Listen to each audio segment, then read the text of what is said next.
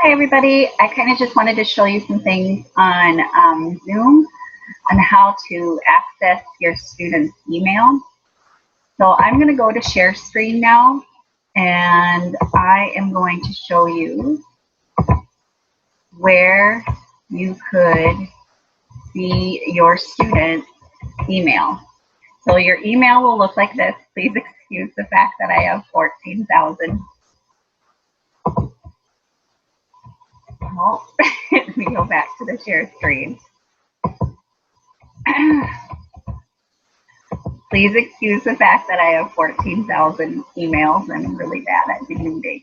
So you should have an email that will come up with an opportunity to join the meeting. So your student's email will look like you have on the screen right here. Let's see here. So you have your Gmail that will be right here. A compose. So if you want your student to send a message to their teacher or to their friends online, they would type in, I'm CY Arndt, so my husband shows up, Mr. Lenzen shows up, Mr. Wintner shows up. Anytime you start typing in the first letter, anybody within our Lidgerwood domain or your Gmail network should show up as a person. Make sure you click on subject. Emails like to have a subject in there, so if it's just chat, type in chat.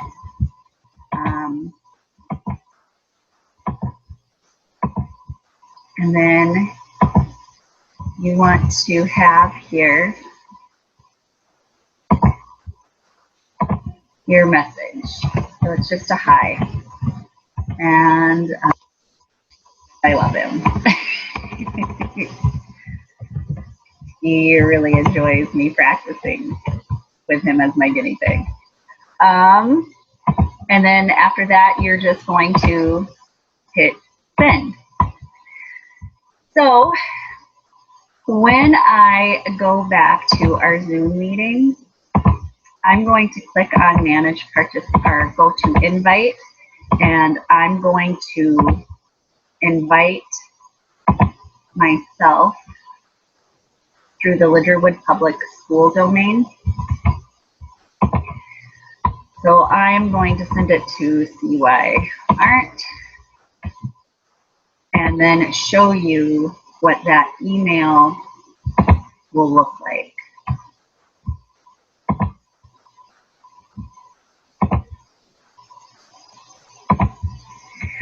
So I'm going to go back to the shared screen.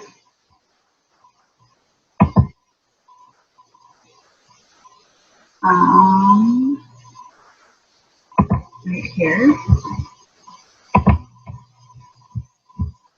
And inbox. And I'm going to refresh that. Anytime you want to refresh your web page, there will be a semicircle with an arrow on it. So click on that and that will refresh your page. Update in your emails. It will,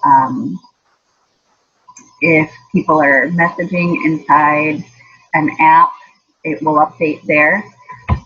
Sometimes also if your internet is slow, if you refresh the page, it'll hop on a little bit quicker. Don't do it too much, otherwise your computer gets confused. So when we're in your email, when we connect with Zoom, it'll say, please join Zoom meeting in progress.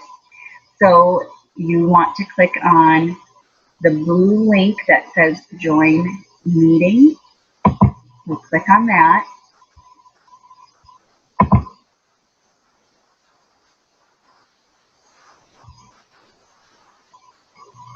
And then open Zoom.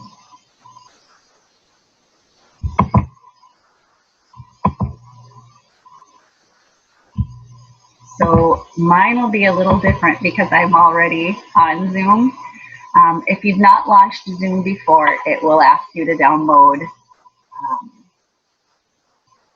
the and run Zoom.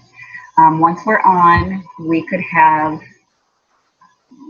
multiple people be on at one time. So like what I'm planning on doing is having 2 or 3 students on at a time that have the same content area that I'm going to give them assistance with. So when they have a question for me, I can respond to them and we can all kind of work together on the process. I'm not sure how other teachers are going to do it, if they're going to do instruction in small group, if they're just going to record and post it on their website. I'm not quite sure. So I guess I'm going to complete this session, see how the recording turned out, see if you can click on it and watch it remotely. Yeah, so again, we're all learning something new. If you have any questions, please feel free to contact me. I believe I've reached out to all of my parents, so you should have my cell phone number, you should have my email. Yeah, please just try and get a hold of me if you have any questions. Thanks.